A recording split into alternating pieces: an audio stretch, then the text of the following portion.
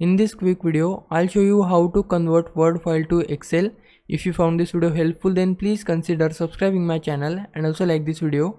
So this can be done by making a plain text version of your Word document and importing it into Excel.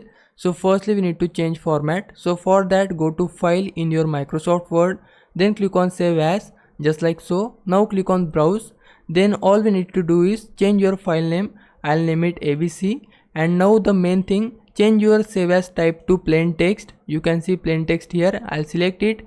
Now click on save to save changes. Then it will show you this pop-up where we need to click on OK. Now open Excel in your computer. I'll open my Excel here and now click on blank workbook. We just need to click on it. Then go to data here. Then click on from text/CSV.